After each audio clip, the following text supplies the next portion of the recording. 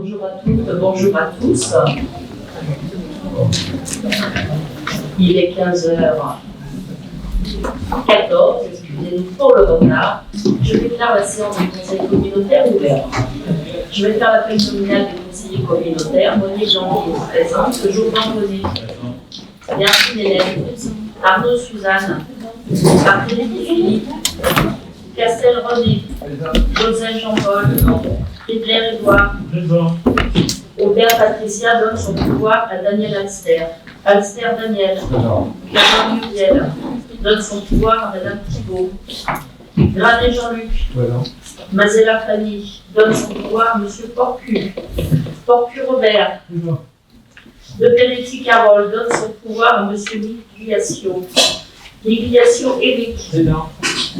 Thibault Eliane. Garcia Gilles. Absent. De Maria Luc. Absent excusé. Cospo Roger. Absent excusé. Samat André. Gérard Aloui. Guirou Pascal. Johanno Pélo. Goa Christelle donne son pouvoir à M. Barthélémy. Mauvais Yvan. Larléois Evelyne. Sergent Christine donne son pouvoir à M. Jourdan. Déléda Robert. Bonifay Corinne. Tessier Jean donne son pouvoir à Mme Monnier. Noël Nathalie. Lo Sophie. Serre Daniel. Collet Laurent donne sa procuration à Mme Serre. Salle Michel. Herbier Gérard donne son pouvoir à Mme Salle. Corti Ludivine donne son pouvoir à M. Friedler. Lénard Yves. Bourron Valérie.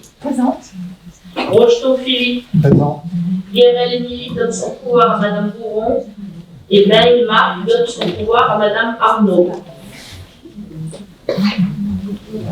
À la lecture de l'appel, le quorum étant atteint, je déclare que nous pouvons valablement délibérer. Pour débuter, je vous propose de désigner M. Friedler, secrétaire de séance. Y a-t-il une objection? Alors, on est mal. Bon, je déclare M. Édouard Friedler, secrétaire de séance. En préambule de notre séance, je vous rappelle que pour des questions de bon fonctionnement et d'efficacité, il est impératif que les questions liées à l'ordre du jour soient envoyées par mail au service des assemblées au plus tard le jeudi qui précède le conseil communautaire. En effet, ce délai nous permet d'apporter des réponses circonstanciées et ainsi de ne pas reporter d'éventuels points. Je souhaite, en tant que président de notre PCI, que tous les élus communautaires aient une pleine compréhension des délibérations présentées afin de leur permettre d'exercer pleinement leur mandat et d'avoir un vote éclairé. Maintenant, avant de passer à l'ordre du jour, tel qu'il vous a été transmis,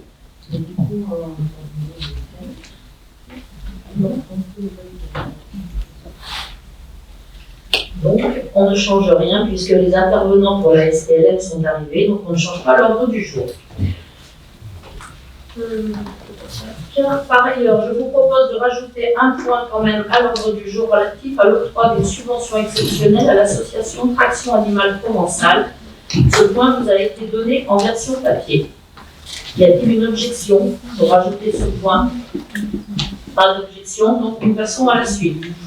Approbation du procès verbal du Conseil communautaire du 24 juin 2024. Avez-vous des observations à formuler sur ce procès verbal? Oui, je vous écoute. Oui, simplement sur le premier point, sur l'ajournement de la décision d'adhérer à la SPLM, vous avez cité donc Madame Michel Salle, dont je ne l'ai pas cité justement, indiqué dans le procès verbal. Eh bien, écoutez, je m'associe avec elle parce que je ne voudrais pas jeter simplement l'opprobre sur Madame Michel Salle, moi aussi j'avais des interrogations à ce sujet. Il n'y a pas d'opprobre à jeter, et d'ailleurs à ce propos, la SPLM est là pour répondre justement à toutes vos questions. On en est ravis. Donc je vous inviterai à leur poser à ce moment-là. Donc il n'y a pas d'autres objections? Donc le registre va être comment dire, va passer. Présentation des décisions de la présidente prises depuis le dernier conseil communautaire, donc vous les avez en pièce jointe. Et je ne vais pas vous les lire, vous avez des questions. Donc maintenant, je vous propose de passer à l'ordre du jour.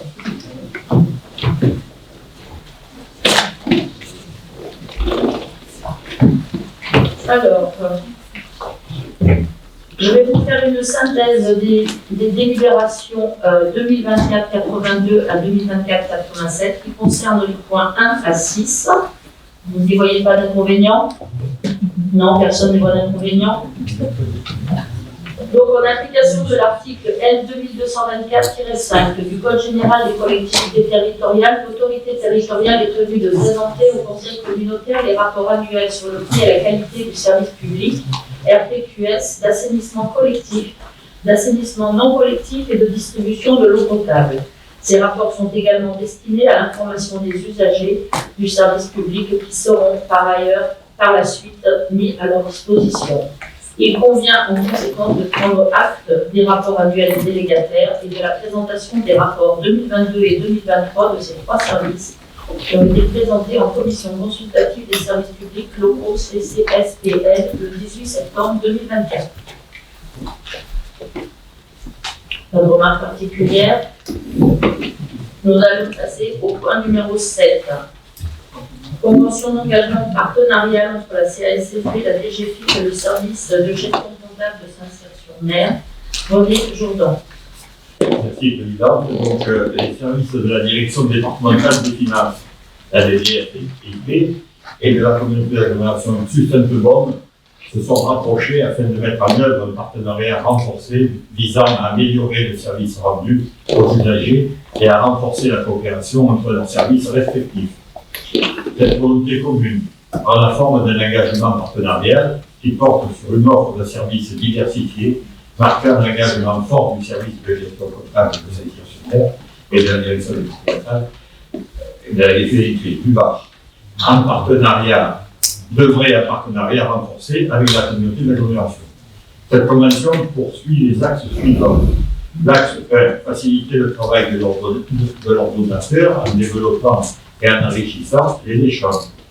L'axe 2, améliorer l'efficacité des procédures, maîtriser les délais de paiement et améliorer les conditions de recouvrement en modernisant et en optimisant les chaînes de recettes et dépenses.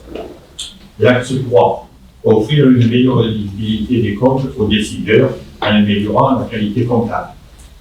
Et l'axe 4, développer l'expertise comptable, fiscale, financière et domaniale au service des responsables. Cette convention entre en vigueur le 14 novembre 2024 jusqu'au 13 novembre 2027, si elle est acceptée. Présidente, voilà. Merci René. Avez-vous des questions? Nous allons passer au vote. Qui est contre? Qui s'abstient? À l'unanimité. Point suivant. Le point 8. Oui. René Jourdan. Mise à jour de la programmation pluriannuelle. Compte tenu de l'avancement des divers chantiers et de la rectification opérée dans la délibération précédente, il convient de mettre à jour la programmation budgétaire pluriannuelle. Comme à chaque étape budgétaire, selon l'annexe jointe, et d'intégrer les révisions de crédit nécessaires au sein des décisions modificatives numéro 2 proposées à cette séance. Voilà, Président, ce qui est proposé. Merci beaucoup. Y a-t-il des questions? Nous allons passer au vote. Qui est contre? Qui s'abstient? À l'unanimité. Point suivant, René Jourdan, toujours. Oui, donc là, c'est une synthèse des points de 9 à 11 pour les trois décisions modificatives. Objet décision modificative numéro 2, budget principal, assainissement et transport. Vu l'avancement du budget principal et des budgets annexes de l'assainissement et des transports, il est nécessaire de procéder aux ajustements de crédit détaillés dans les documents budgétaires et dans les notes synthétiques jointes. Il est demandé au Conseil communautaire de bien vouloir autoriser les jeux d'écriture tels que présentés. Madame la Présidente. Merci René. Nous allons passer au vote. Qui est contre? Qui s'abstient? À l'unanimité. Point suivant, décision modificative numéro 2, budget annexe de l'assainissement. René Jourdan.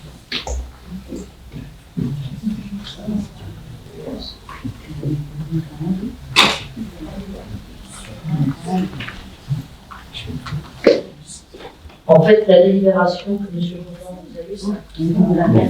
Les points 9 à 11, excusez-moi, j'ai oublié de faire voter les points donc 10 et 11.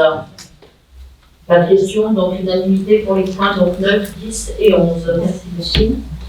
Point numéro 12, modification de la délibération 2023-2 relative à la désignation des représentants au sein de la commission de pilotage de la Convention de coopération du pouvoir adjudicateur pour l'aménagement et le développement numérique du Var, Jean-Paul Joseph.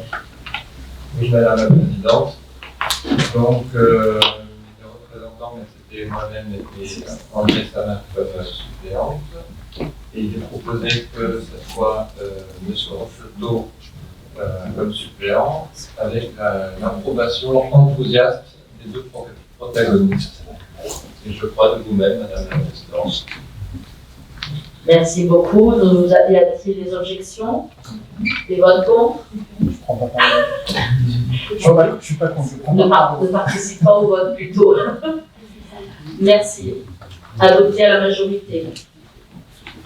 Donc, point suivant, donc il n'y aura pas d'inversion, il y aura le point numéro 13, donc adhésion de la CASSD à la Société publique locale Méditerranée. Donc, Hélène Verduin. La commune de Signes désirait depuis plusieurs mois se désengager de la SPLM. La communauté d'agglo Sud-Sainte-Baume lui a proposé le rachat de ses parts, soit 60 actions qui représentent 10% des parts de la société, pour un montant de 90 000 €. Cette proposition est pertinente au regard des équipements publics et des projets urbains à réaliser et qui nécessitent le recours d'un aménageur confirmé.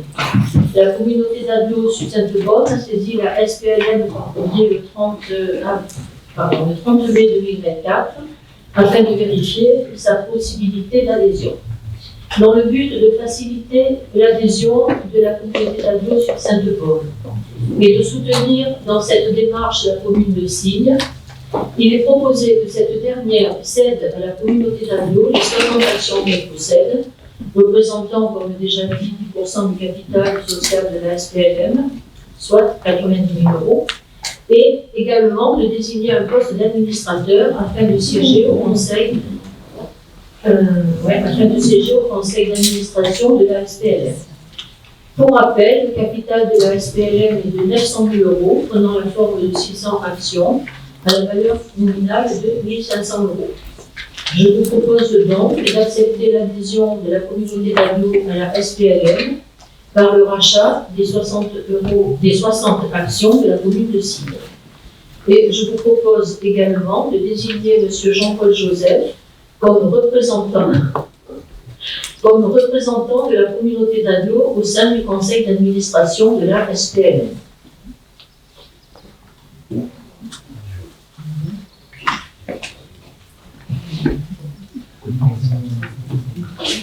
Il est d'accord.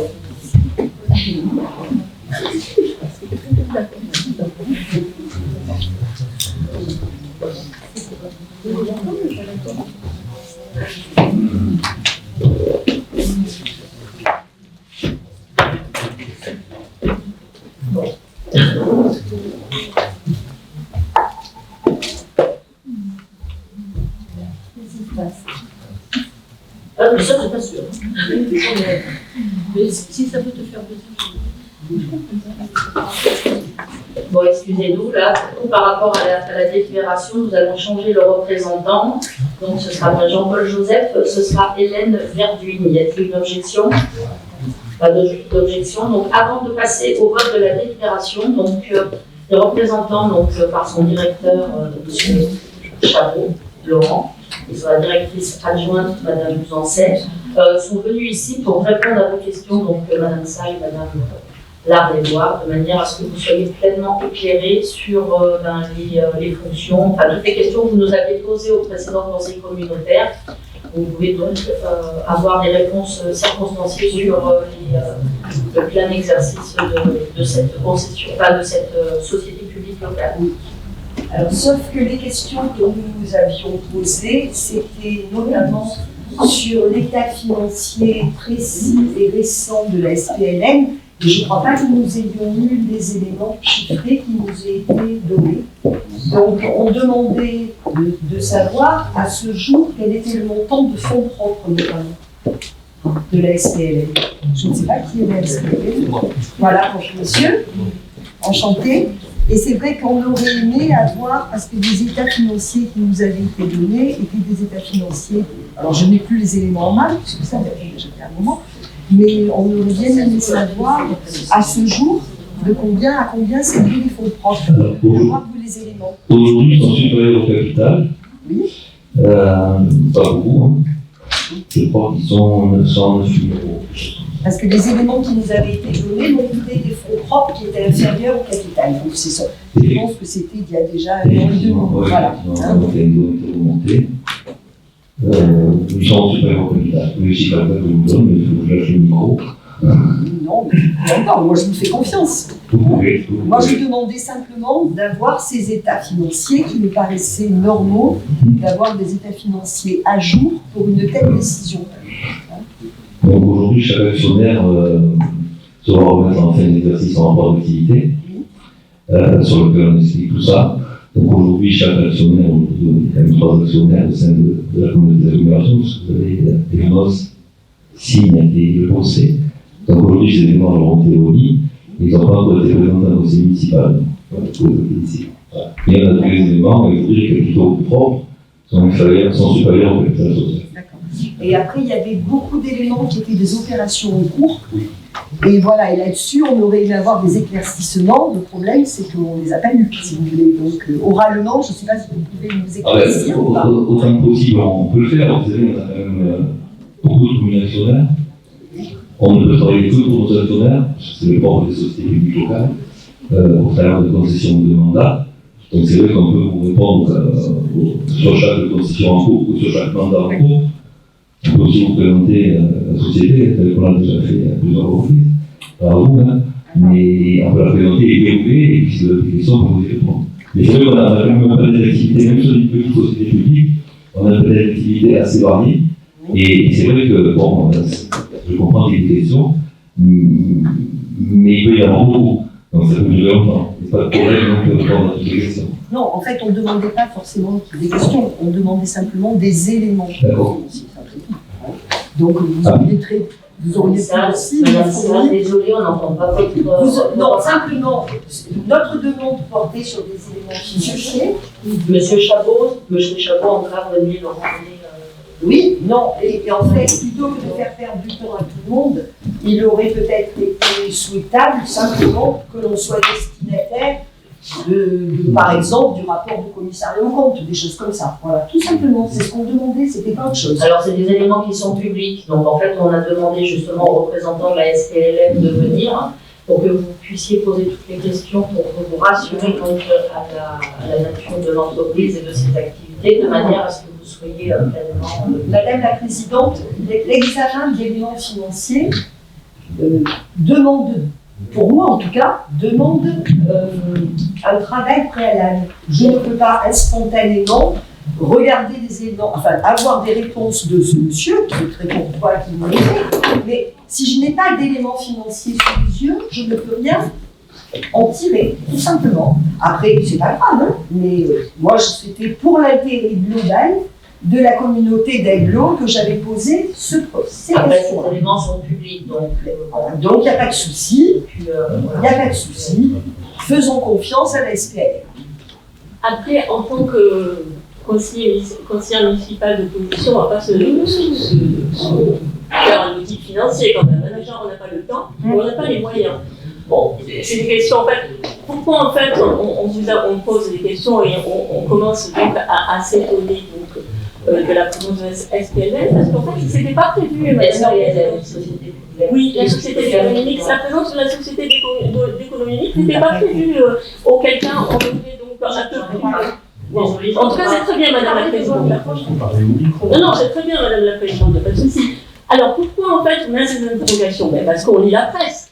On lit la presse, on lit notamment Mediapart, et on s'aperçoit que vous êtes épinglé assez souvent, on va dire, dans les médias locaux. Hein, voilà. C'était notre interrogation. Après, en tant qu'opposante, le conseiller municipal, et notamment donc, on a d'autres moyens que la majorité ici. C'est-à-dire qu'on peut très bien s'adresser à l'opposition municipale valétoise pour avoir des éléments. C'est personnellement ce que j'ai fait. Je les connais personnellement. J'ai milité avec eux, voilà. Et aussi, ils ont des interrogations. Bon, voilà, c'était tout. Hein. C'était simplement. Je ne veux pas de commentaires sur l'opposition valétoise. Je garde ce que j'en pense pour moi. Voilà, je suis pas venu ici pour ça, mais il y a une commune dans laquelle vous voyez une position très violente. Et je ne peux rien y faire. Moi, je ne suis pas politique. Après, bon, ça c'est le point politique, on parlait comme ça. J'avais une question tout à fait basique. Comment s'effectue l'information aux administrateurs? En toute transparence. Puisque le conseil d'administration peut demander à la société tout ce qu'il veut. C'est ce qu'on appelle le fonctionnement du conseil d'administration. C'est-à-dire que nous, on leur répond à toutes les questions qu'on nous pose, tout simplement. Je ne vois pas où est le problème. Merci de votre réponse. Après, on ne répond pas aux questions des personnes qui ne sont pas administrateurs, qui ne le sont plus. Ils savent d'ailleurs pourquoi ils ne le sont plus. Donc, si un administrateur pose des questions que je viens de poser qui En CA, oui, en voilà, administration. donc, qui ont, Bien sûr. que vous qualifiez de politique, vous répondrez. À côté de l'administration, bien sûr. Très bien. Bien sûr. Vous savez que cette position valétoise me fait beaucoup de mal, si je peux me permettre. Ça me fait beaucoup de mal. L'opposition valétoise me fait beaucoup de mal et n'a pas empêché 5 communes d'adhérer depuis qu'ils ont été élus. Je pense qu'il ne faut pas non plus croire tout ce qu'on entend. Mais vous comprendrez que nous, en tant que on a des éléments des médias notamment. Oui, ben justement. Voilà. On doit quand même être prudent en tant que. Parce que pourquoi on va être prudent? À cause de la maîtrise des dépenses publiques, monsieur. Alors, je vais vous expliquer la maîtrise des dépenses publiques. Aujourd'hui, nous, on fonctionne sur des honoraires. C'est-à-dire que nous, on est rémunérés en fonction de nos contrats de concession. C'est très clair, ce sont des lignes qui sont écrites, et de nos mandats. Ensuite, les concessions sont gérées par les communes qui sont mandataires, qui sont concédantes. Donc aujourd'hui, la maîtrise de la commande publique, de la dépense publique, elle est totalement dans les mains de la collectivité qui nous missionne. Voilà. Donc à partir de là, je ne vois pas où est le problème de... La collectivité qui missionne, qui est l'actionnaire principal. Non, on travaille pour les gens, c'est les autres, on travaille pour le bossé, c'est le bossé, on travaille pour la valette, c'est la valette, on travaille pour la mer, c'est la mer. Merci en tout cas pour vos réponses. Non. Et en fait, l'avantage d'une société publique, c'est une société publique où les comptes sont publics et les collectivités ont un regard dessus, ce qui est différent quand une collectivité vend un terrain à une société privée, où là, ensuite, tout échappe à la collectivité. Là, la collectivité, elle a un droit de regard sur l'entièreté des comptes pendant toute la durée du projet. Donc, c'est un gage de transparence pour la commune et pour justement les fonds publics, et notamment, grâce à ce travail en partenariat, on peut faire des équipements publics dans le cadre de ces concessions. Je parle par exemple pour une noce, c'est le cas. Jusqu'à présent, les ventes sur la commune n'ont profité qu'à des propriétaires privés. Là, avec cette concession d'aménagement, des équipements publics sont faits dans le cadre de cette concession. Il y a un bilan avec un actif et un passif, très clairement les dépenses et les recettes, avec très nettement les lignes renseignées par rapport à tout ça. Ouais. Donc pour être plus précis, chaque administrateur a droit de regard entier sur le fonctionnement de la société pour la commune, pour la collectivité pour laquelle il a été élu. C'est-à-dire que de même, Madame Perdu peut mettre tout ce qu'elle veut sur le fonctionnement de la concession, ou pas de entre nous et la CSSD, et le conseil d'administration peut demander tout ce qu'il veut à la société sur son fonctionnement. Donc c'est une chose différente. Ensuite, je précise aussi, il y a beaucoup de calomnies, je vous dis, il y a beaucoup de calomnies dans tout ce qu'on entend. Mais c'est pas grave. Moi j'ai du privé, donc c'est pas grave. Je voulais juste dire qu'aujourd'hui, les SPLM, les sociétés publiques locales, sont les sociétés les plus contrôlées de France. On a un expert comptable, un commissaire aux comptes, un conseil d'administration. Donc vous savez le reste. Il y a beaucoup de mythes. En fait, monsieur Pontiac-Calogny, il y a forcément donc derrière une action de justice. Hein. Il y a forcément une action de justice en diffamation. Là, c'est pas le cas. Là, nous, on n'est pas là pour ça. On est là pour poser des questions. Non, je ne pense pas. Non, il n'y a pas de Moi, les avocats, je n'ai pas eu le droit de la société, donc j'arrive pas d'argent pour payer. Je pense que là, ça dépasse le cadre de la communauté d'agglo et c'est pas à nous d'avoir ce genre de propos. Donc, je vous propose maintenant, s'il n'y a pas d'autres questions, de passer au vote. Qui est contre? 2. Donc 3 contre. Qui s'abstient? À la majorité.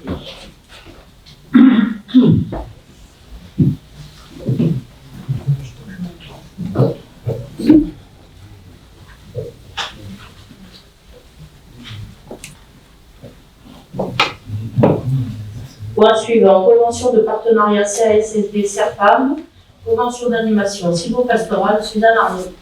Merci, Président. Il s'agit d'une convention de partenariat de la communauté de l'OCP-CERFAM. C'est une convention d'animation silvopastorale. La communauté d'agglomération finalisera d'ici fin 2024 l'actualisation de son village. Il s'agit du plan intercommunal de débroussaillement et d'aménagement forestier. Outre les travaux concernant les pistes de défense forestière contre l'incendie, le nouveau PIDAF prend en compte des synergies telles que le brûlage dirigé, la sylviculture, les coupures agricoles et le silvopastoralisme. Par ailleurs, une partie du territoire a aussi été l'objet par le Centre d'études et de réalisation pastorale Alpes-Méditerranée de la réalisation d'un plan d'occupation pastorale intercommunale en 2017. Mais ce profil n'a pas été suivi pour l'instant d'actions concrètes. Aujourd'hui, la communauté d'agglo souhaite le mettre en œuvre, notamment dans l'objectif de sa participation à la défense incendie des espaces naturels. Le CERFAM, au statut d'association loi 1901, constitue le service spécialisé en pastoralisme de la région Provence-Alpes-Côte d'Azur. La communauté d'agglomération a demandé au CERFAM son accompagnement pour la mise en œuvre des actions de copie, mais également pour participer aux actions nouvelles identifiées au PIDAF.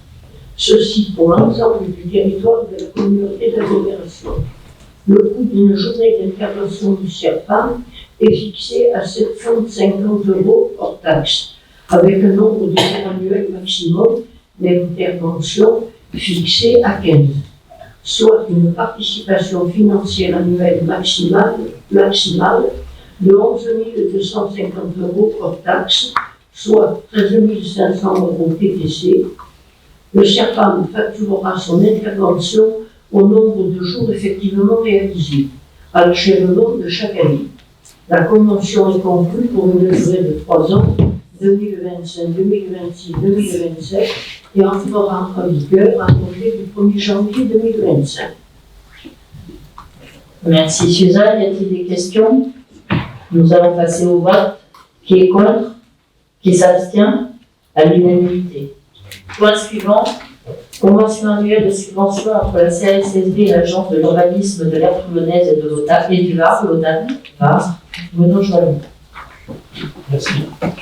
Vous savez que depuis 2006, la communauté d'agglomération a adhéré à l'Agence de l'urbanisme, l'ODAT, l'urbanisme de développement de l'aire toulonnaise et du Var, l'ODAN. L'agence intervient dans pas mal de domaines concernant, notamment sur l'aménagement du territoire, le développement urbain, le développement du territoire. Et à ce titre, on les rencontre assez souvent dans les régions spot. Alors, notre collègue Robert Deleda, qui est administrateur de l'agence, nous rencontre souvent dans ces régions, aux régions spot. Donc, il convient aujourd'hui de reconduire la convention d'office, ça c'est une bonne idée. Les sommes qui représentent l'adhésion, d'une part, la cotisation et la subvention. La subvention qui est due est de 30 000 € depuis pas mal d'années, et la cotisation, elle est évaluée à 0,75 € par habitant, sachant que nous sommes 64 000 habitants. Ça fait une somme de 48 070 €. Donc je vais vous proposer de valider ce versement, sachant que quand même, je vais préciser que l'ODAC va, vis-à-vis de la communauté d'agglomération, cible son intervention, tout au moins de remonter de quel type d'intervention sur les questions liées à l'habitat. Et j'énumère les quelques points sur lesquels elle interviendra, ou elle intervient déjà.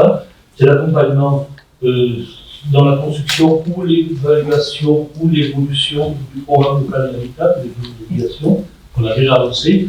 L'appui à l'élaboration de conventions intercommunales d'attribution et de mise en place de logements sociaux, d'animation de conférences intercommunales de logement. Je crois qu'il y a une première réunion, et je vais conférencer proche. Et enfin, l'accompagnement de collectivités membres dans la réflexion au projet sur des sites à enjeux urbains ou à dominante habitat, c'est ce que j'ai oublié dans le cadre du SCOP ou du PRH. Voilà, je vous demande donc, d'après vos questions, si vous en avez, d'approuver l'exposé, d'approuver la convention annuelle avec les sommes annoncées, et enfin, Madame la Présidente, a signé la convention si annexée. Merci. Merci Bruno. Y a-t-il des questions? Nous allons passer au vote. Qui est contre? Qui s'abstient?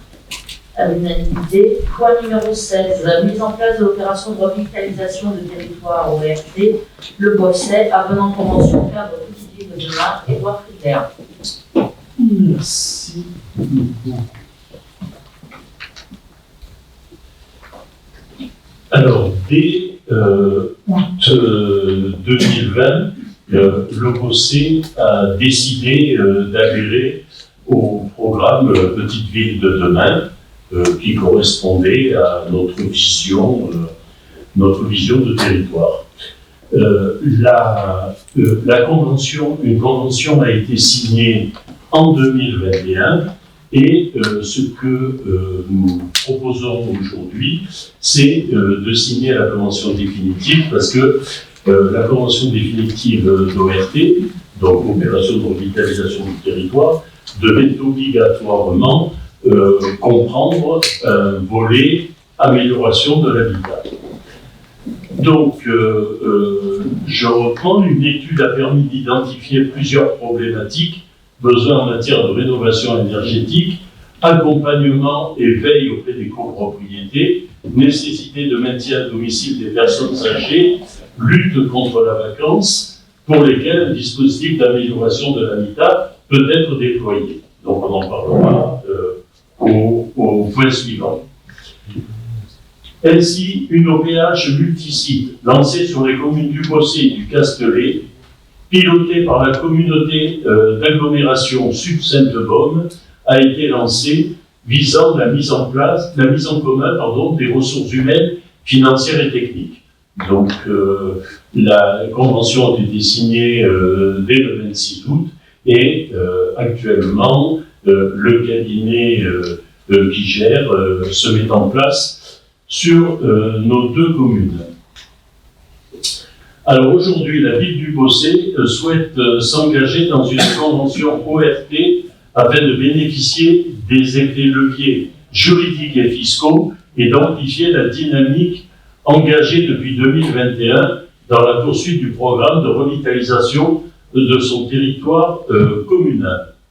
Au regard de la spécificité du territoire et de la position singulière et centrale de la commune du Bosset au sein du Haut-Pays, et là, je tiens à remercier et l'État, la préfecture, et la communauté d'agglomération par la voix de sa présidente. En effet, dans une ORT, l'habitude est que la ville-centre soit la commune la plus peuplée du département.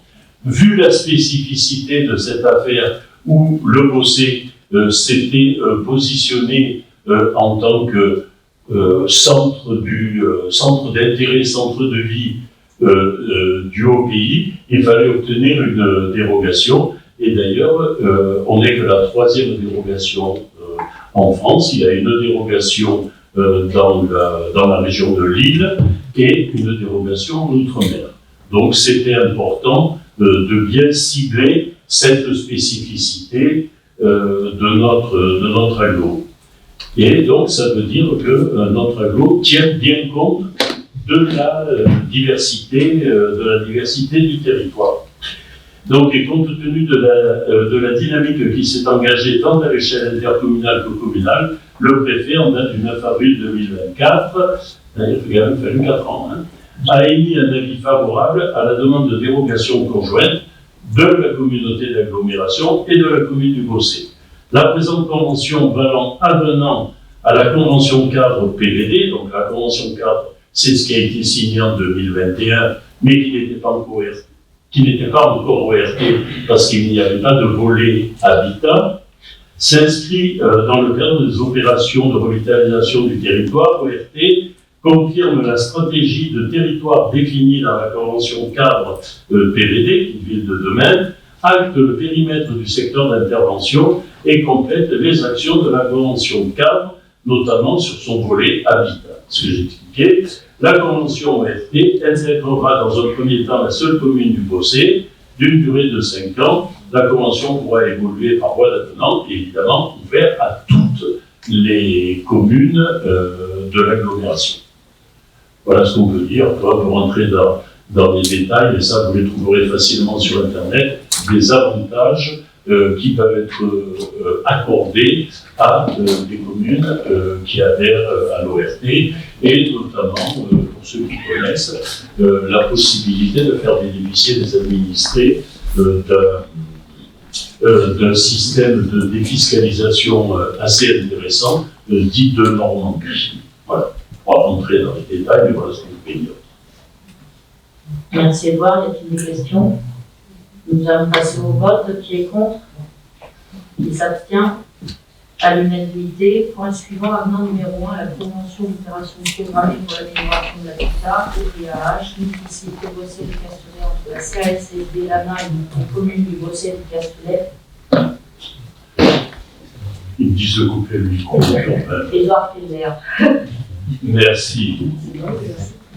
Ah, je le lâche plus maintenant que je le dis. Il était prêt à dégainer. Alors, je vais vous parler de cette opération OPH, opération d'amélioration de l'habitat, qui était indispensable pour passer de la case de convention cadre PVD à la case ORT, qui est effectivement beaucoup plus intéressante pour la commune du Bossé et pour toutes les communes de l'agglomération qui souhaiteraient s'y joindre.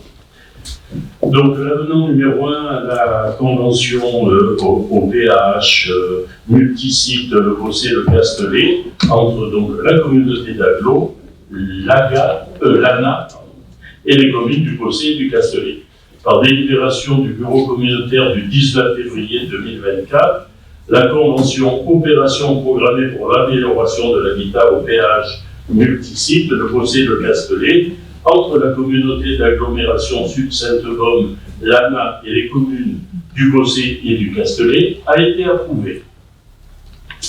Cette convention encadre la mise en œuvre de l'OPAH multisite et notamment l'enveloppe financière de chaque acteur à l'opération.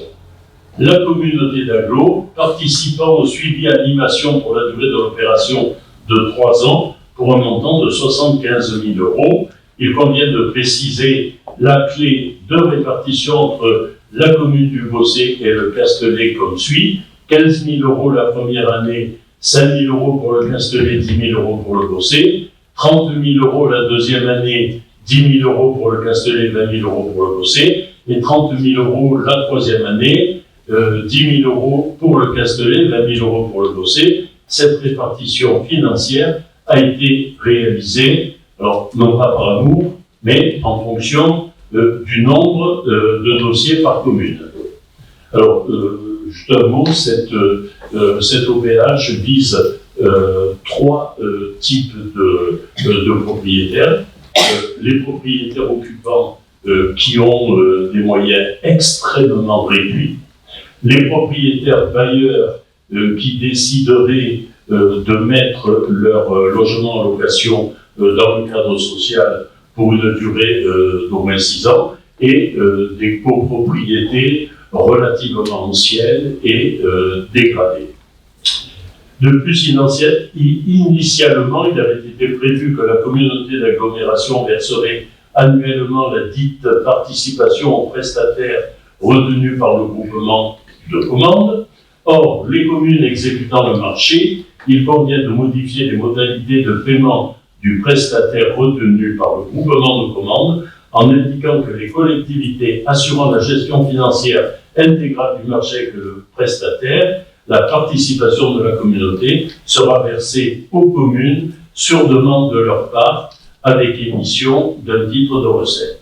Il convient par conséquent de modifier la dite convention par un avenant numéro 1 afin d'y intégrer les modifications suscitées. Merci Edouard. Y a-t-il des questions? Nous allons passer au vote. Qui est contre? Qui s'abstient? À l'unanimité. Point suivant, convention de financement d'un transport intra-urbain sur la commune de Sanary-sur-Mer, l'année à l'Esther.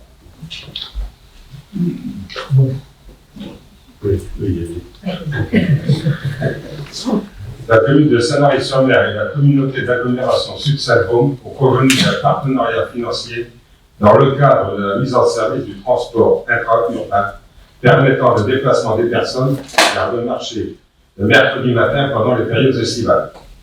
La CASSB étant compétente en matière de transport et de déplacement sur son territoire, ainsi qu'en matière de soutien à la dynamisation des communes, elle organise et gère l'exploitation de ce service de transport intra-urbain dans le cadre des prestations de son marché public de transport urbain. La commune de Sanary-sur-Mer a demandé la gratuité de ce service pour les usagers par souci d'équité par rapport aux autres communes. La commune de Sanary-sur-Mer reversera à la CASSB l'équivalent du produit de ce service de transport correspondant à la part usagée. Le coût de la participation financière sera donc le résultat de l'application de la tarification en vigueur pendant les périodes estivales concernées, au nombre d'usagers estimé forfaitairement à 3 500 personnes. La convention stipule notamment les prestations mises en service ainsi que les modalités de financement de la gratuité du transport demandée par la commune de Sanary-sur-Mer. La convention est conclue pour une année du 1er janvier au 31 décembre 2024, reconduite tacitement pour 4 ans pour une prestation réalisée du 1er juillet au 31 août. Sur la base du taux de fréquentation de l'été 2023, le coût des ventes pour l'année 2024 est estimé à 3 500 personnes fois 1,10 € égale 3 850 € pour un coût de fonctionnement de 4 543 € hors taxe. Merci Daniel. Y a-t-il des questions? Pas de questions. Nous allons passer au vote. Qui est contre? Qui s'abstient? À l'unanimité. Point suivant.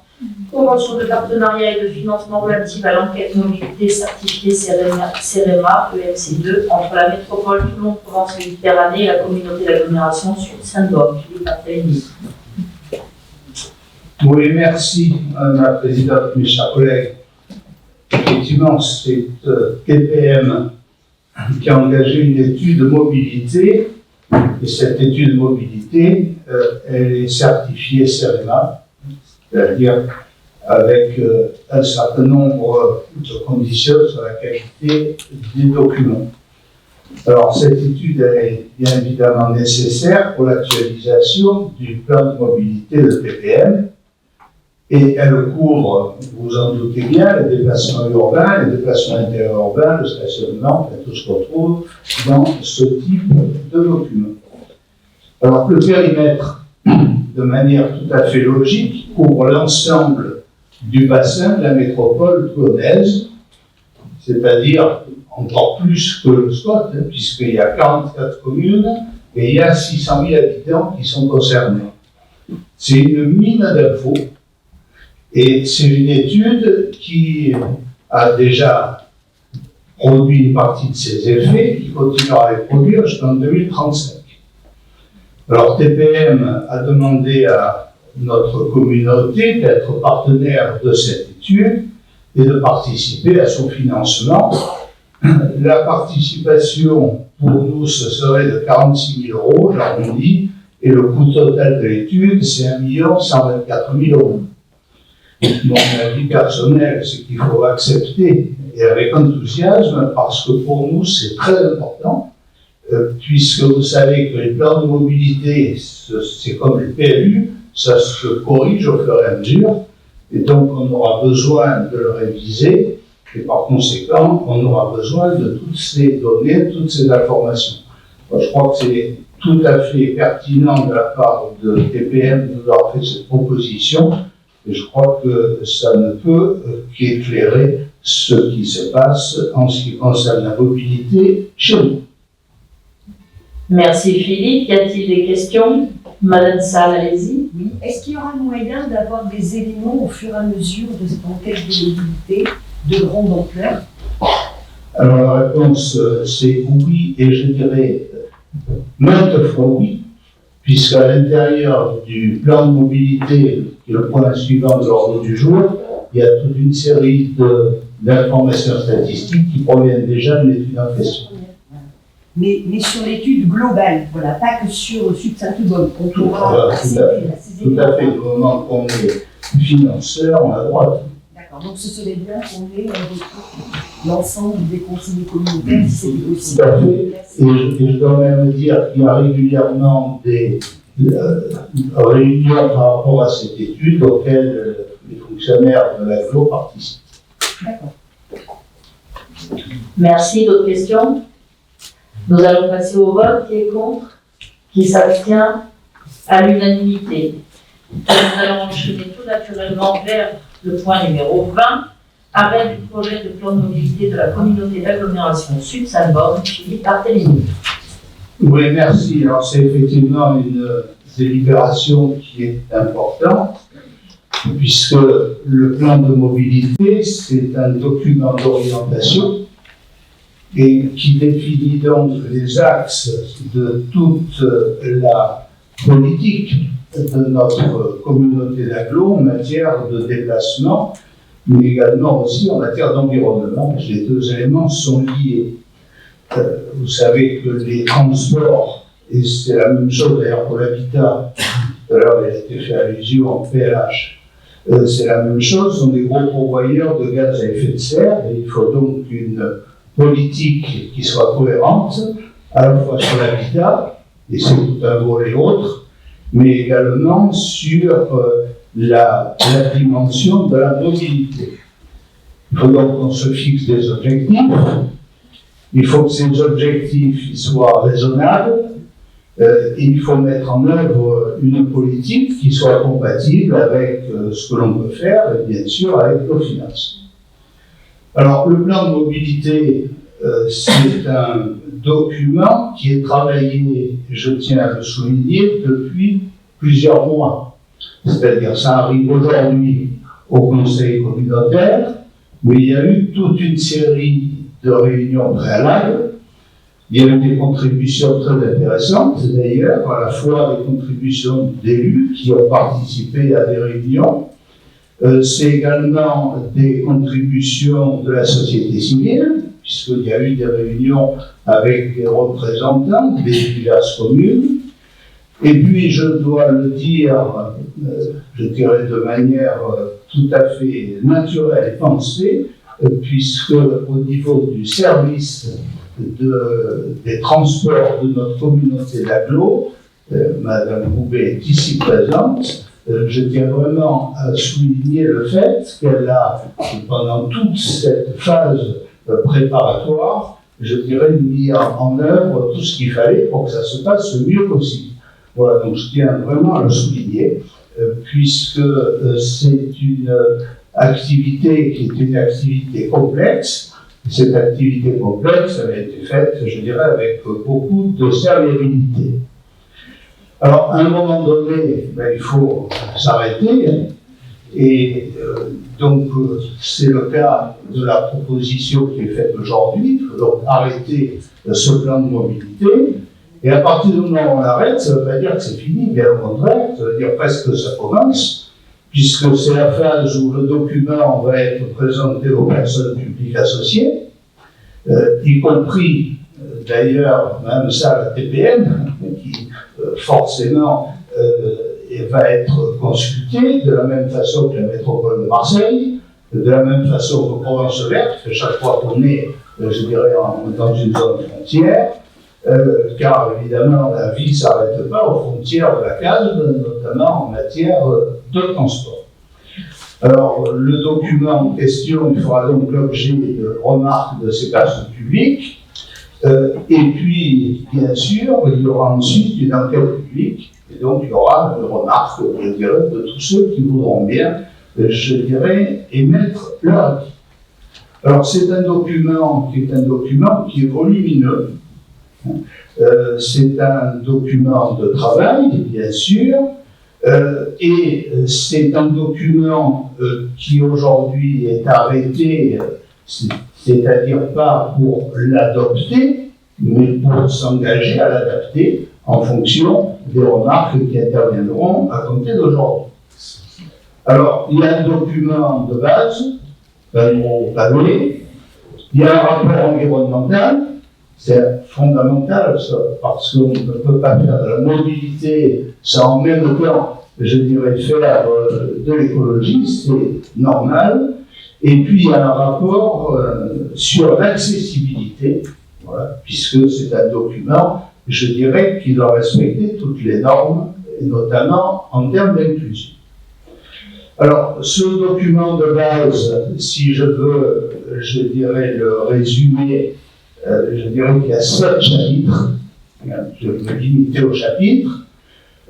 Un premier chapitre concerne le transport collectif qui est interne à notre communauté.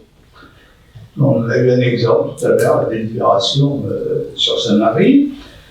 Ensuite, il y a un deuxième chapitre qui concerne les interactions avec nos structures externes. Ça aussi, c'est fondamental. C'est-à-dire que lorsque l'on a une analyse en termes de transport, il faut bien sûr que l'on aille à Toulon, il faut bien sûr que l'on aille à Marseille, il faut bien sûr que l'on aille ailleurs. Et évidemment, on ne peut pas faire les choses de façon isolée, ce serait complètement idiot. Alors, ces 2 chapitres, celui qui est interne et celui qui est externe, leur point commun, eh bien, c'est qu'ils représentent l'offre de transport collectif, et l'offre de transport collectif, donc, sur les années à venir. Puis ensuite, une fois qu'on a vu l'offre, il y a tout le reste, il y a la demande. Alors, il y a en particulier un chapitre, et là encore, ça montre la dimension environnementale du document sur les modes actifs. Alors, il y a à la fois les piétons, ça va de soi, et puis tout ce qui est le vélo, le cyclable, que ce soit dans les communes, que ce soit d'une commune à l'autre, tous les éléments, je dirais, cyclables figurent dans le document. Il y a également notre dimension qui est aussi liée à la dimension environnementale, c'est la voiture autrement, c'est le 4e chapitre. Alors avec tout ce qui est relatif au covoiturage, à l'autopartage, à tout ce qui relève aussi des recharges pour les véhicules électriques. Vous savez que demain, c'est-à-dire très vite, dans tous nos parkings, il y aura des obligations d'avoir des proportions de bornes pour les véhicules électriques. Tout ça, je dirais, rentre forcément dans notre plan de mobilité. Puis après, nous avons un point, alors là aussi qui est important, c'est stationnement-livraison, c'est-à-dire tout ce qui est relatif au transport de marchandises et au développement aujourd'hui de la vente qui se fait via Internet, via des livraisons à domicile. Donc tout ça, il faut qu'on l'intègre et que l'on prépare toutes nos communes à ces problématiques. C'est un gros sujet. Voilà. Je parlais tout à l'heure du handicap. Nous avons un chapitre sur la mobilité inclusive. Alors, mobilité inclusive avec les transports d'utilité sociale pour les personnes évidemment les plus fragiles, Et je fais allusion ici à des liens qui seront nécessaires entre nos déplacements et puis nos CCAS, puisque nous avons un certain nombre de situations qui relèvent avant tout de l'aide sociale, et il faut que l'aide sociale et le transport, je dirais, puissent fonctionner en symbiose. Il y a un chapitre spécifique sur le handicap. Et puis enfin, une communauté a un certain nombre d'obligations en termes de communication, en termes d'intégration dans ces politiques publiques de cette dimension qui est la dimension transport. Et donc il y a un chapitre qui s'intitule Management de la mobilité, justement pour intégrer alors à la fois la com, mais aussi ça va au-delà, puisque c'est toute la problématique de la billettique, toute la problématique, je dirais, de ce qui doit permettre à tout un chacun de pouvoir emprunter les transports dans de bonnes conditions. Alors, je ne saurais que vous engager à lire toutes les fiches, hein, il y en a une soixantaine, le reste est un gros pavé. Tout n'est pas parfait, cela va de soi, hein, c'est une étape, mais je pense que c'est une étape qui est intéressante. Et à un moment donné, il faut dire, j'arrête de chercher, et puis on démarre, et c'est le sens de la délibération que nous allons aujourd'hui. Donc l'idée, c'est d'arrêter le plan de mobilité, arrêter aujourd'hui. C'est un enjeu qui est important pour notre aglo. C'est un document qui est obligatoire, mais ce n'est pas parce qu'il est obligatoire qu'on le fait, on le fait parce que c'est nécessaire, parce que c'est utile, et parce que je pense qu'aujourd'hui, on ne peut pas, je dirais, étudier le développement, alors le développement des transports sans se préoccuper de la dimension environnementale. Faute. Alors certes, vous n'allez pas voir le ferroviaire dans ce document, puisque ce n'est pas, je dirais, lié à cela, mais il faut quand même bien intégrer le fait qu'autour du ferroviaire, il y a un pôle de mobilité, et donc les pôles de mobilité, eux, relèvent bien évidemment de ce type de document. Voilà, donc je crois que c'est une délibération qui est une délibération un peu importante. Il y en aura une autre, je dirais, qui sera aussi importante, ce sera dans quelques temps lorsqu'il y aura le PLH, hein, mais le PDM d'un côté, le PLH de l'autre, c'est les deux mamelles du développement de la communauté d'agglo. Voilà. Eh ben, bravo Philippe, qui nous a présenté cette délibération avec maestria. Y a-t-il des questions? Je vous écoute. Oui, alors j'ai parcouru un peu le document, malgré le peu de temps imparti entre le moment où on a reçu et le moment où il y a la réunion d'aujourd'hui.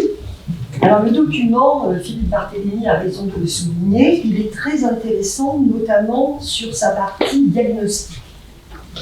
Donc apparemment, ça provient aussi en grande partie des statistiques élaborées à la fois par le CEREMA, l'INSEE, le SCOT, etc. Mais c'est très intéressant et ça reprend bien un panel global, on a bien une information globale sur les mobilités dans notre territoire. Par contre, en ce qui concerne les actions préconisées, alors peut-être que c'est normal puisqu'on arrête aujourd'hui et que ça va évoluer, moi je voudrais attirer l'attention de l'ensemble des conseillers sur le fait que les mesures me paraissent pour certaines pas assez approfondies. Et moi je prends comme référence notamment ce que je connais, c'est-à-dire le BOSSÉ. Le BOSSÉ est bien identifié comme un point dur au niveau des mobilités, comme une zone de bruit, et même dans certains endroits comme un point noir. Et la mesure qui est préconisée, c'est, je vous le lis, continuer la réflexion sur les aménagements à mener en intégrant les modes actifs, donc les modes actifs, c'est marche et vélo, dans la conception des voiries. D'accord ? Simplement, je ne crois pas que intégrer les modes actifs, marche et vélo, dans la conception des voiries, ça permette en aucune manière de résoudre le point noir de circulation qu'est le Bossé. Je veux dire, M. Frugler, ici présent, pourra en témoigner. Nous avons plus de 700 camions par jour, des milliers de voitures, qui pour certaines sont internes au Bossé, mais comme on le voit bien dans l'étude, en fait, ça traverse le Bossé pour aller sur des zones qui sont au-dessus de nous, en provenance du littoral par exemple, ou en provenance de l'autoroute. Et à aucun moment je n'ai vu dans ce document la mention de la nécessité d'une meilleure desserte du plateau Signe-le-Castellet. Moi, je ne l'ai pas vu, et je trouve dommage que dans les mesures préconisées, on n'en parle pas. Tout simplement. Donc je voudrais alerter là-dessus, et il me semble que dans un document de base sur lequel on va réfléchir, il est important de le mentionner. Alors Madame Salle, je comprends tout à fait votre remarque, seulement en fait c'est un point noir qui est tellement important qu'il a nécessité d'une étude spécifique qui est en cours avec le département du Var, le département des Bouches-du-Rhône, les deux métropoles, la chambre de commerce pilote en plus cette étude, plus la communauté d'agglo. C'est un sujet très important qui ne peut pas être résumé dans une fiche action. Donc c'est la raison pour laquelle il y a une étude spécifique qui est en cours, que nous n'intégrons pas là dans l'immédiat, mais qui bien entendu sera intégrée à l'issue, mais ce n'est pas le but d'un plan de mobilité. Donc voilà, c'était vraiment que vous ne pensiez pas que ça n'a pas été pris en compte, ça a été pris en compte, et notamment tellement pris en compte qu'il y a une étude spécifique qui est cofinancée aussi par toutes ces personnes dont je vous ai parlé, ces établissements dont je vous ai parlé, et la région aussi, bien sûr, je vais oublier. Madame la Présidente, je vous entends tout à fait. Simplement, il aurait peut-être été opportun de le citer simplement dedans. Parce que si ce document est rendu public et que les gens le voient, notamment les gens du Bossé, ils ne comprendront pas qu'on n'en parle pas. D'accord, c'est très bien, mais bon, c'est connu, hein, je pense. Je suis pas sûre. On en avait peut-être pas entendu parler, mais on en a parlé quand on l'a mise en œuvre, puisqu'on a signé une convention de partenariat et tout. Donc c'est vraiment un dossier qui est en cours et qui est élevé. Mais on prend note et puis on marquera sur une ligne supplémentaire si cela peut vous. Merci. On va l'écrire plus clair. Merci. Voilà. Non, enfin, je ne peux aller dans ce sens-là. Je veux dire, un plan de mobilité a un but. Et donc, les fiches auxquelles vous faites allusion sont celles qui concernent les déplacements. Il ne faut pas, je dirais, qu'il y ait d'interférence entre la notion de programme structurel auquel vous faites allusion, qui ne relève pas, je dirais, en tant que tel, d'un plan de mobilité. Alors c'est vrai qu'on peut très bien, je peux avoir une allusion, même plus qu'une allusion. Il peut y avoir un paragraphe disant qu'il y a une étude ou autre qui se mène, mais il va de soi que ce n'est pas son objet. Voilà. Tout à fait d'accord avec vous. Simplement, le fait de le mentionner, je pense que ça donne une information qui est meilleure. Il y a aussi une étude spécifique dont vous avez sûrement entendu parler sur le plateau de Signe qui a été mise en œuvre et qui va nous permettre de mettre en place une ligne test pour aller justement alimenter le plateau de Signe et les entreprises pour les salariés qui le souhaitent. Donc voilà, cette problématique a bien été identifiée, elle a été prise en compte, mais au-delà de ce plan de mobilité qui est un document plus global. Il y a d'autres questions? Oui, alors, Michel, ta remarque évidemment est intéressante. Alors, il y a deux éléments. Quand on parle de mode actif, oui, on a une réflexion, la commune du Bossé, on a fait une étude CEREMA. On va en parler largement lorsqu'on développera notre plan pluriannuel d'investissement. Il y a des mouvements pendulaires avec les écoles et autour de l'entrée et de la sortie des écoles, la circulation est parfois complètement bloquée. Et ça, c'est bien un problème de déplacement doux, de solutions alternatives. Et ensuite, tu as participé au vœu qu'on a émis et tu as voté le vœu, puisqu'il a été voté à l'unanimité par le conseil municipal du Bossé, de demander qu'en un an, l'étude qui est pilotée par la Chambre de commerce et d'industrie avance ses premières mesures d'extrême urgence pour désengorger Cuges et le Bossé. Donc nous suivons attentivement cette affaire et je pense que la première réunion de présentation ayant eu lieu le 18 décembre 2023, il est raisonnable de dire qu'un an, ça va se situer autour de février 2025. Et déjà, on a un certain nombre de surprises par les comptages qui ont été faits. On est extrêmement surpris du pourcentage relativement faible des poids lourds qui traversent nos communes, parce qu'il y a aussi les camions qui viennent des Gorges et Elvenos est également en première loge, un pourcentage relativement faible qui va à la zone d'entreprise de Signes. Donc la réflexion est complexe. Merci Edouard. Madame Larley-Edouard, vous vouliez intervenir aussi? Ah oui. Alors oui, ce projet de plan de mobilité nous a cruellement fait défaut lors de la réunion publique concernant l'AOP, parce que ça aurait pu permettre de répondre à pas mal d'objections de l'imam d'assistance qui étaient visiblement remontées.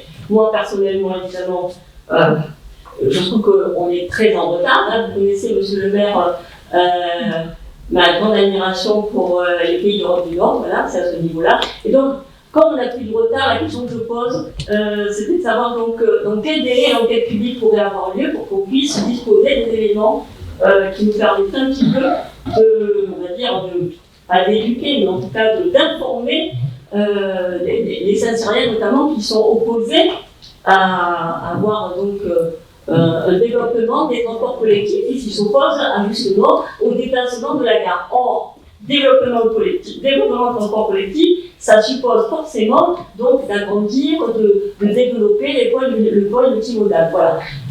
Ceci étant, monsieur le maire, j'ai assisté donc à la réunion. Je ne suis pas intervenue parce qu'il y avait pas mal mais sachez que je suis tout à fait pour ce projet. Il n'y a pas d'ambiguïté à ce niveau-là.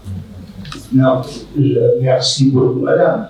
Par contre, vous me permettrez, si vous voulez, de vous faire la même réponse que celle à madame Salle.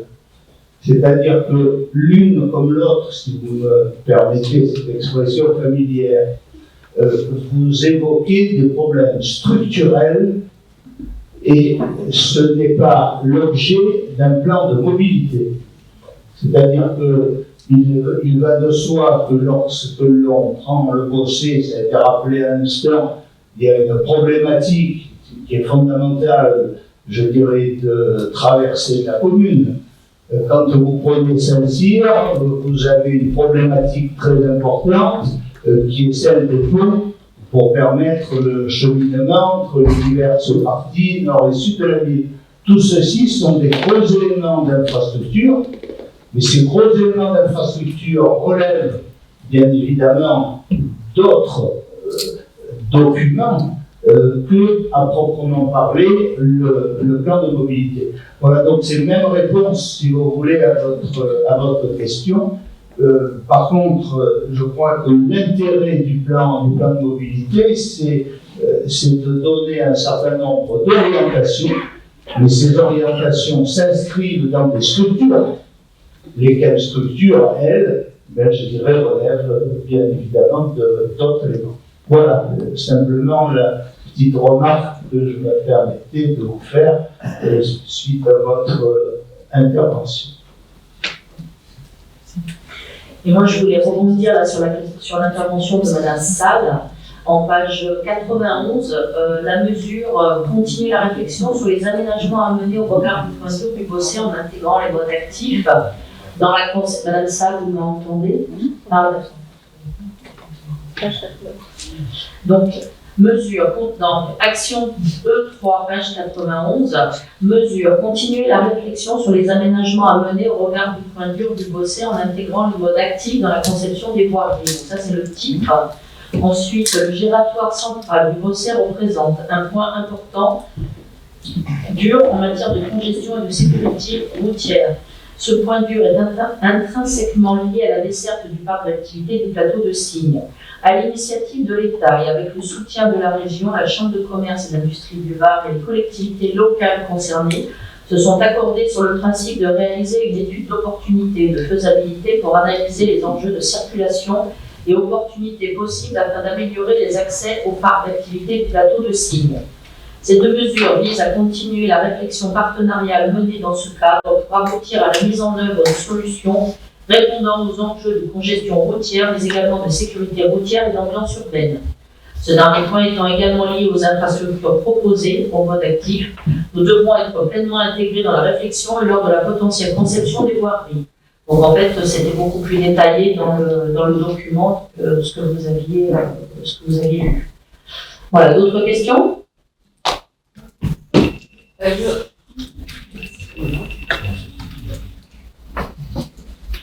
Allez-y, je vous remercie, monsieur le maire, d'avoir répondu à la question. Vous savez qu'avec Michel Sage, nous sommes des femmes pragmatiques, on va toujours trouver la charrue avant les bœufs, c'est normal. Mais la question en fait que je vous posais, c'était de savoir dans quel délai l'enquête publique allait être diligentée.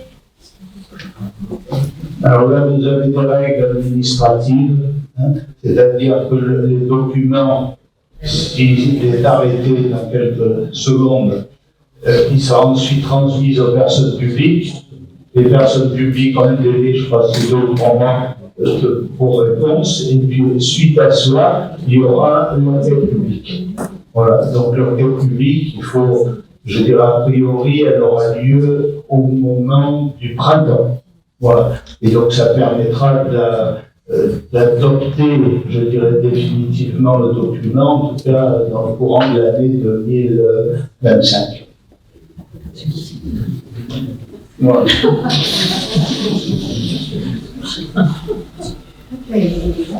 toute façon, vous serez informé des dates précisément, ne vous inquiétez pas. Donc, nous allons passer au vote. Qui est contre? Qui s'abstient? À l'unanimité. Bon, ben, c'est parfait. L'unanimité, c'est pas beau, ça. Point suivant. Protocole d'accord transactionnel portant terminaison des contrats d'affirmage des services publics d'assainissement collectif pour les communes de Bandol et de Sanary-sur-Mer entre la CASSB et la Seine. La communauté d'agglomération Sud-Saint-Baume s'est vue transférer par ses communes membres la compétence assainissement le 1er janvier 2019. Les communes de Bandol et de Sanary ont conclu respectivement des contrats de délégation de services publics d'assainissement avec la Société des eaux de Marseille, auquel la CASSB s'est substituée de plein droit aux droits et obligations. Les contrats prenant fin le 30 avril 2023, la CASSB, par délibération du 21 mars 2022, a approuvé le principe du recours à la concession de services publics pour l'exploitation du service public de l'assainissement collectif pour ces communes du littoral, comprenant notamment les communes de Bandol et de Sanary, pour une prise d'effet concernant ces deux périmètres au 1er mai 2023. Par une délibération en date du 20 février 2023, le Conseil communautaire a approuvé le contrat de concession de service public confiant la gestion du service public de l'assainissement collectif à Suez, Eau, France et SALS, à l'occasion de l'établissement des opérations de bilan de fin de contrat dont solde entre les parties des incertitudes et des désaccords se sont révélés tant s'agissant du contrat Bandol que du contrat Sanary-sur-Mer. Après médiation entre la CASSB et le délégataire sortant, la SEM, un protocole a été conclu prévoyant que la SEM s'engage au titre de l'admission des prétentions techniques et financières de la CASSB à verser au profit de cette dernière une indemnité transactionnelle globale, forfaitaire et définitive de 300 000 €. Que la CASSB renonce de façon expresse et définitive à formuler une quelconque prétention et un quelconque grief à l'encontre de la SEM ainsi qu'à exercer à son encontre toute action, toute voie de droit, toute mesure d'exécution, quelle qu'en soit la nature ou l'objet, devant quelque juridiction que ce soit. Il convient donc, dans la présente délibération, d'approuver le protocole d'action transactionnelle en terminaison des contrats d'affirmage des services publics d'assainissement collectif pour les villes de Bandol et de Sanary-sur-Mer.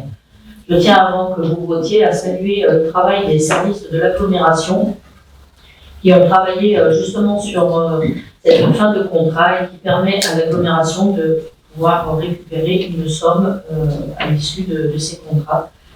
Et ce contrôle des DSP est quelque chose d'important que nous mettons en œuvre et qui porte ses fruits. Y a-t-il des questions? Nous allons passer au vote. Qui est contre? Qui s'abstient? À l'unanimité. Point suivant. Demande de concession d'utilisation du domaine public maritime pour les émissaires secondaires d'eau usée de la commune de Bandol. Jean-Paul Joseph.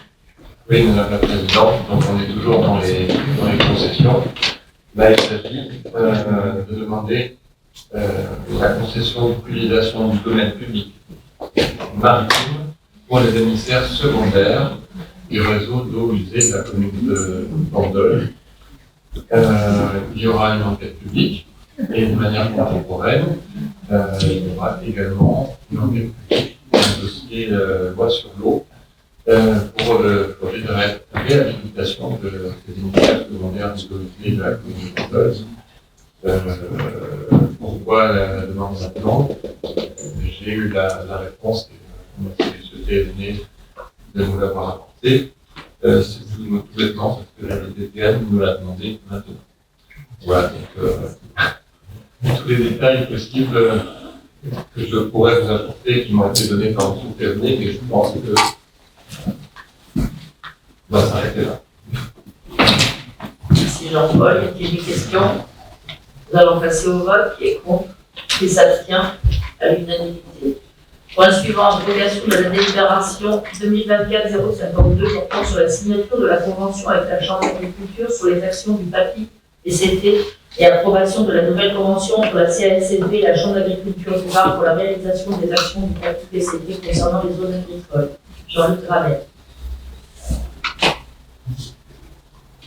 Je continue après. La communauté d'agglomération du Tête-de-Baume a approuvé la convention de la Chambre d'agriculture du Var pour la réalisation des actions du programme d'action de prévention des inondations des petits côtiers toulonnais, concernant les zones agricoles pour la période 2024-2022, par délibération du Conseil communautaire du 8 avril 2024. Le budget prévisionnel initial des actions était fixé à un maximum de 43 000 € à la charge de la CASP. Ce budget a été actualisé à la hausse par la signature de la convention subventionnée en raison de la réévaluation du coût des actions, objet de la convention provenant de la métropole TPL, pilote du PAPI. Il est proposé d'abroger la délibération prise le 8 avril 2024 et d'approuver la nouvelle convention avec la Chambre d'agriculture du Var pour la réalisation des actions du PAPI pour la période 2024-2029 pour un budget maximum de 54 400 € TCC à la charge de la CASSB. Cette convention permet à la CASSB de bénéficier de la connaissance spécifique de la Chambre d'agriculture du Var afin de mener les actions suivantes. L'amélioration de la connaissance du risque d'inondation et des enjeux agricoles sur le territoire de la CASSB. La poursuite de la démarche de sensibilisation des acteurs agricoles sur le territoire de la même communauté de l'eau et l'accompagnement des exploitants agricoles dans la réalisation de diagnostics de vulnérabilité sur le territoire.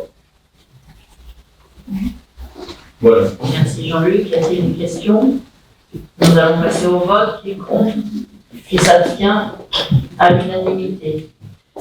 Point suivant, c'est le point ajouté sur table. Subvention exceptionnelle au titre de l'exercice 2024, Association Traction Animale Provençale. L'association Traction Animale Provençale organise depuis 3 ans sur la commune du Castellet une étape du championnat de France de départage à cheval.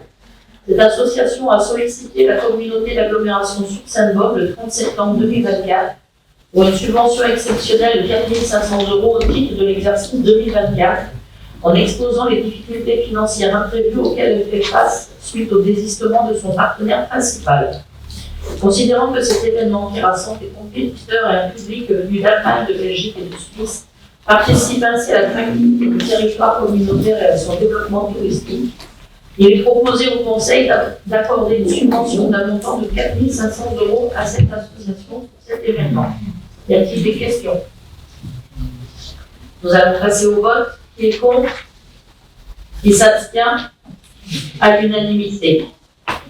Bon, ben, je vous remercie. Il est à 16h34. Je déclare le conseil terminé. Pour rappel d'information, donc le vice-président, le prochain bureau communautaire non délibérant aura lieu le 14 octobre. Madame, excusez-moi de vu alors, juste une dernière intervention parce que j'ai pas pu le faire dans les premières délibérations.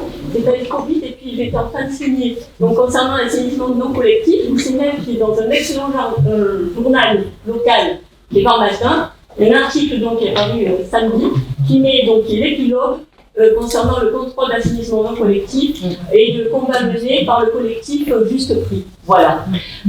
Sachant, et ça, bon, je sais que vous êtes fourmissés par ce que je vais dire.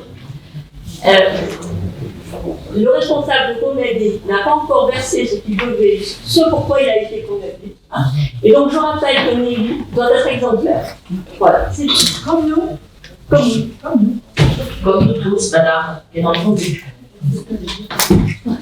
Donc, je continue. Le prochain conseil communautaire aura lieu le 4 novembre 2024. Et je vous souhaite à toutes et à tous une bonne fin de journée.